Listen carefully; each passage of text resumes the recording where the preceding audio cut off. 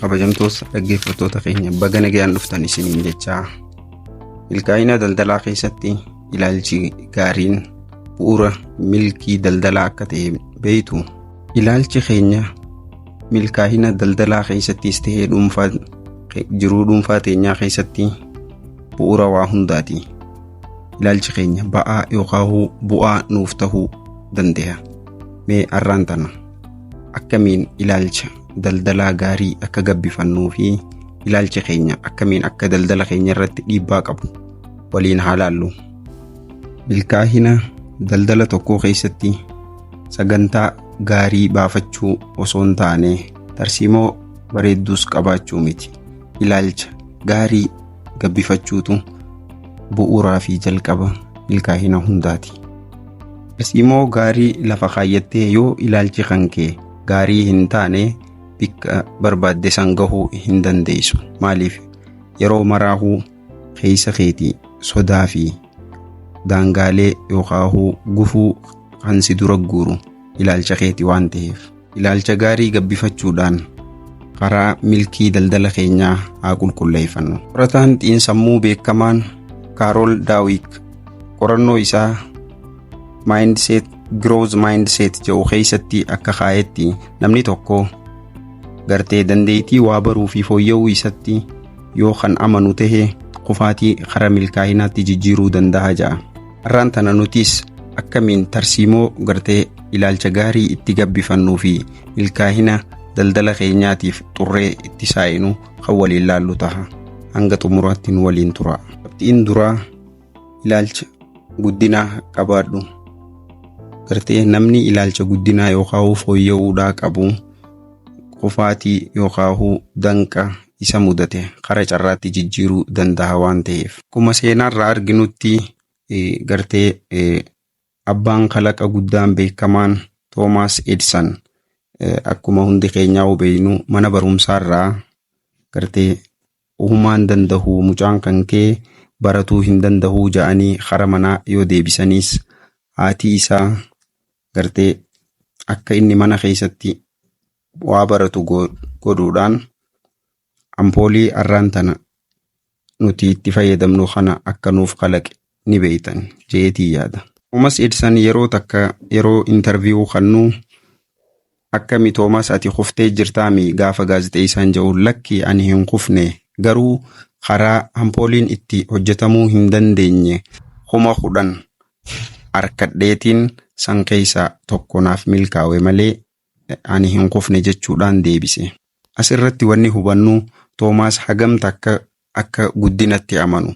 Namni yeroo 10,000 yaalee waan tokko hojjechuu miti wanni tokko yeruma takkaa yoo nu didee akka itti dhiisnee deemnu ni beeyna jechuudha. Ilaalcha guddinaa qabaachuun qufaatii fi carraawwan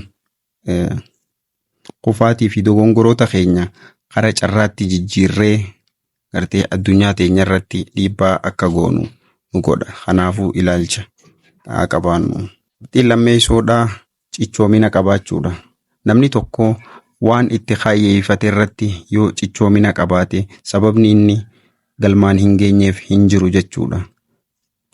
Cichoomina qabaachuun gartee motora milkaa'inaa ilma namaati jechuu dandeenya. Nyaaf mee seenaa Koloneel Haalaard hundeessaa KFC haa laallu. Namichi kun umrii isaa jaarsummaa keessa osoo jiruuti jechuudha kan hojii tana eegale. Yeroo hojii barbaadduus gartee deematii hojjechuu hin dandeessu jechuudhaan gartee deebiileen hedduun tan isa mufachiisan kan namtuufis garuu inni ogummuma isaa waan qabu san gartee gara daldalaatti jijjiiruudhaan arraan tana KFC biyyoota addunyaa irratti gartee biraandii beekamaa godheeti jira. Akka qorannoon saayikooloojii lafa kaa'utti cichoominni gartee waan ilmi namaa lafa kaayyatu osoo hin taane galma milkaa'uu danda'u lafa kaayyachuudhaan fi gartee milkaa'ina xiqqaa arkanne itti gammannee karaa kaayyoo teenyaa cichoominaan if dura akka imallu nu godha. Qabxiin sadeessoodhaa gartee waa baruudhaaf hamuunaa qabaachuudha. Ilmi namaa jireenya isaa keessatti waan haarawaa baruudhaaf yoo hamuunaa qabaate gartee gabayaa daldalaa irra keessa jirus gartee tan heegereetis jijjiiruu danda'a jechuudha. Abbootiin qabeenyaa bebbeekamoon kan akka Elon Musk fi Bill Gates gartee ummata akka malee beekumsa jaalatuu fi fedhinnaa waa baruudhaa hedduu qabu.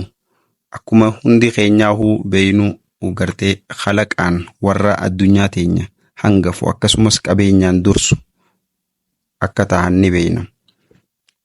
Daldala keessatti waan haarawaa yookaan yaada haarawaa shaakaluu fi namootaan wajji wal baruu akkasumas gaazexoota gartee kitaabbii adda addaa dubbisuun hedduu nuti kaayyoo teenya irratti akka cichoomina qabaannuu fi gartee daldala keessa jirru irrattis milkaawaa akka taanu nu gargaara.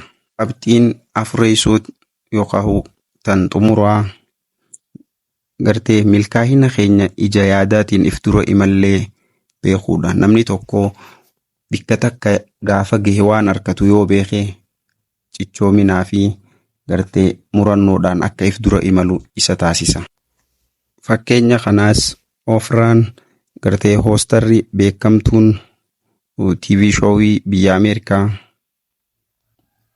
seenaan Ofraatiis tahee gartee afaan isiitiinis intarviiwulee garaagaraa irratti kaayyoo isii if dura yaadaan imaltee arguun isii hagam takka akka cichoomina qabaachuudha irratti isii gargaaree yeroo garaagaratti dubbatti. Akkasumas aktarri Jimmy Carr jedhamu tarsiimoo tana shaakaluudhaan gartee osoonii fi karoora miiliyoona 10 milkeessuudhaa qabu karoora isaa kana ganamaaf galgala akka humna isaa ta'uuf yeroo hunda akka shaakalu dubbata. Kaayyoo keenya bifa barreeffamaatiin lafa kaayyannee ganamaa fi galgala yaadachuun cichoominaan akka mirkaannee if dura imallu nu godha jechuudha. Kanaafuu kaayyoo teenya bifa kanaan haa shaakallu. Irrattis dhaamsiin qabu mee akka nama daldala seenuu barbaadu yookaan daldala keessa jiru tokkotti rakkina yookaan gufuu amma harkaasii qabdu tana akkamitti akka carraatti akka jijjiirtu yaadi. Isii tanas barruudhaan lafa kaaye. Eegasii karaalee 3 kan rakkoo yookaan gufuu tana karaa bu'aatti yookaan milkaa'inatti itti jijjiirtu bira kaaye. Wanta kanarrattis cichoominaa fi onnataan hojjedhu.